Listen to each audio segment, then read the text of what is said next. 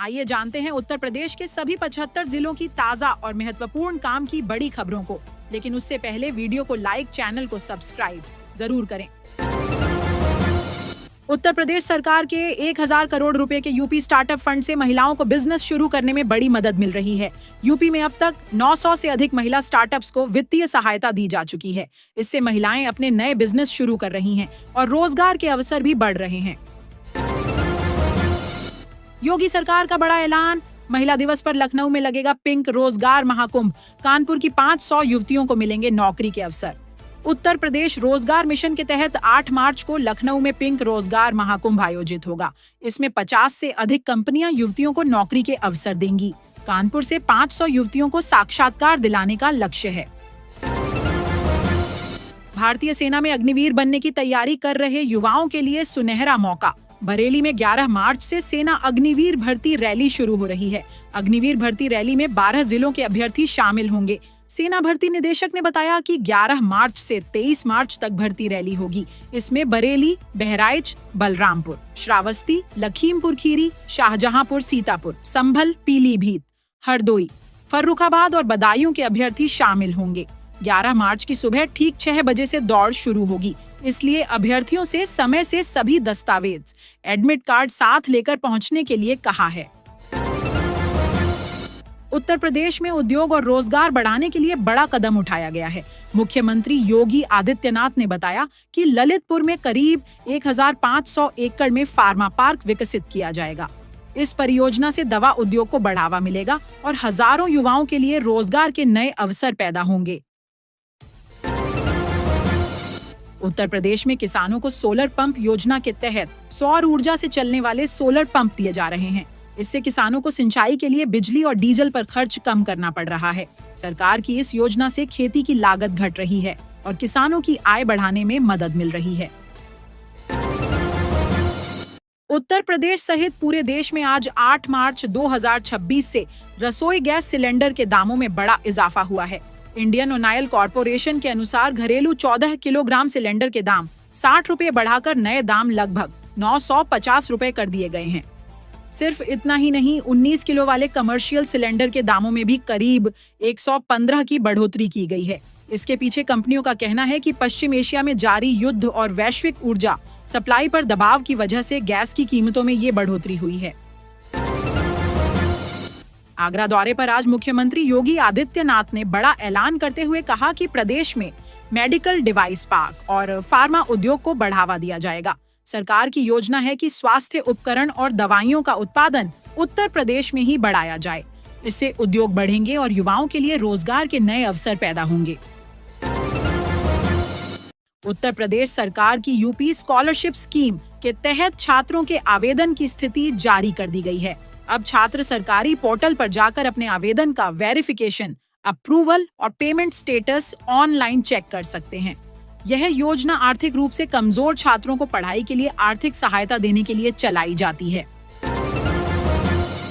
मुख्यमंत्री योगी आदित्यनाथ ने लखनऊ में भारत रत्न पंडित गोविंद बल्लभ पंत की पुण्यतिथि पर श्रद्धांजलि अर्पित की। उन्होंने पंत को महान सपूत, स्वतंत्रता सेनानी, कुशल प्रशासक और उत्तर प्रदेश के विकास की आधारशिला रखने वाला बताया। सीएम योगी ने कहा, पंत के कार्य आज भी प्रेरणा स्रोत हैं और उनके विजन के कारण ही यूपी आज अर्थव्यवस्था का प्रमुख आधार बना है। पंत ने राजभाषा हिंदी के प्रोत्साहन में अहम भूमिका निभाई थी। इंडिगो एयरलाइंस 30 मार्च 2026 से बरेली मुंबई हवाई सेवा में 2 बड़े बदलाव कर रही है। अब उड़ानें मुंबई के बजाय नई मुंबई तक जाएंगी और रविवार की जगह शनिवार को संचालित होंगी। नए शेड्यूल के तहत शनिवार को फ्लाइट दोपहर 1:35 पर बरेली पहुंचेगी और 2:20 पे प्रस्थान करेगी। होली के बाद एक बार फिर से गरजा सीएम योगी का बुलडोजर। आगरा रोड स्थित हरियाई हॉस्पिटल परिसर में अवैध कब्जे पर आज बुलडोजर चलाया गया। प्रशासन ने टीन शेड और कच्ची दीवारों को ध्वस्त कर जमीन को कब्जा मुक्त कराया। यह कार्रवाई लेखपाल राघवेंद्र सिंह द्वारा 2 दिन पहले दर्ज कराए गए मुकदमे के बाद की गई। आज वाराणसी बीएचयू के कृषि विज्ञान संस्थान की ओर से किसान मेला और कृषि उद्योग प्रदर्शनी का आयोजन शुरू हो गया है। इस मेले का मकसद किसानों को आधुनिक कृषि तकनीक, बीज, खाद, मशीनरी और वैज्ञानिक सुझाव उपलब्ध कराना है। मेले में खेती बाड़ी से जुड़े विशेषज्ञ, वैज्ञानिक और युवा भी शामिल होंगे, जिससे ग्रामीण कृषि सुधार को बढ़ावा मिलेगा। समाजवादी पार्टी के प्रमुख अखिलेश यादव ने बिहार के मुख्यमंत्री नीतीश कुमार के वर्ष 2026 के राज्यसभा चुनाव के लिए नामांकन दाखिल करने पर तंज कसते हुए कहा कि कभी उम्मीद थी नीतीश कुमार प्रधानमंत्री पद से राजनीतिक संन्यास लेंगे, लेकिन अब परिस्थितियां ऐसी बनती दिख रही हैं, उनका राजनीतिक सफर राज्यसभा सदस्य के रूप में ही समाप्त हो सकता है। पीएम किसान योजना से जुड़े किसानों के लिए बड़ी खबर। मार्च 2026 में पीएम किसान की 22वीं किस्त जारी हो सकती है। यह राशि 13 मार्च के आसपास किसानों के खातों में पहुंचने की संभावना है। इस बार भी पात्र किसानों को 2000 रुपए की किस्त डीबीटी के जरिए सीधे बैंक खाते में ट्रांसफर की जाएगी। इसलिए किसान अपनी ई-केवाईसी और बैंक डिटेल जरूर चेक कर लें, ताकि किस्त आने में कोई दिक्कत न हो। उत्तर प्रदेश और देश भर के सर्राफा बाजारों में आज 8 मार्च 2026 को सोना और चांदी के दामों में बड़े बदलाव देखने को मिले। 24 कैरेट सोना 10 ग्राम अब 1,61,270 रुपए के स्तर पर है, जो पिछले कुछ दिनों की तुलना में लगभग 8,700 रुपए तक गिर चुका है। दिल्ली और अन्य महानगरों में चांदी का रेट 2,84,900 रुपए प्रति किलोग्राम दर्ज किया गया।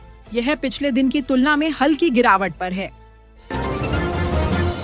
यूपी में एसआईआर का काम पूरा हो चुका है। आज मुख्य निर्वाचन अधिकारी ने प्रेस वार्ता करते हुए जानकारी दी है। एसआईआर के तहत यूपी में नोटिस पाने वाले मतदाताओं में से 2,80,00,000 वोटरों को हरी झंडी दे दी गई है।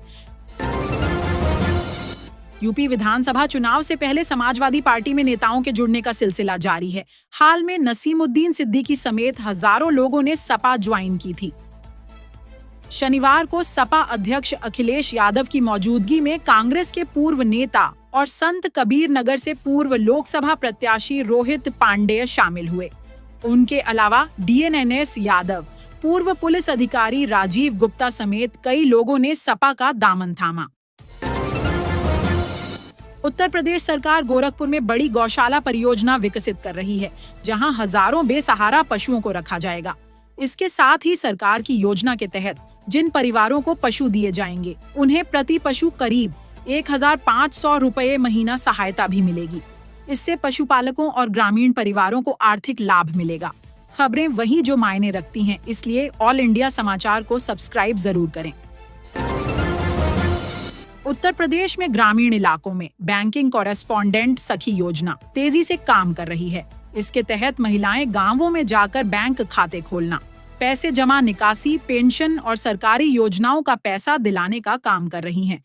इससे ग्रामीण लोगों को घर के पास बैंक सुविधा मिल रही है और महिलाओं को रोजगार भी मिल रहा है।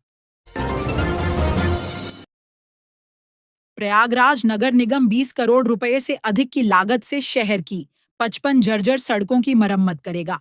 इसमें 30 विस्तारित और 25 पुराने वार्डों की सड़कें शामिल हैं, जिनकी कुल लंबाई 90 किलोमीटर से अधिक है। नोएडा में बनेंगे 13 बैटरी स्वैपिंग स्टेशन। मार्च के अंत तक शुरू होगी यह सुविधा। ईवी ड्राइवर्स को मिलेगा बड़ा फायदा। नोएडा में 13 बैटरी स्वैपिंग स्टेशन स्थापित करने की प्रक्रिया अंतिम चरण में है, जिसका कार्य जल्द ही एचपीसीएल के साथ होगा। मार्च के अंत तक ये स्टेशन चालू हो जाएंगे, जिनमें कुल 44 बैटरियां उपलब्ध होंगी। रोजाना यूपी की ताजा और काम की बड़ी खबरें सबसे पहले पाने के लिए हमारे चैनल ऑल इंडिया समाचार को अभी सब्सक्राइब करें और बेल आइकन दबाना न भूलें।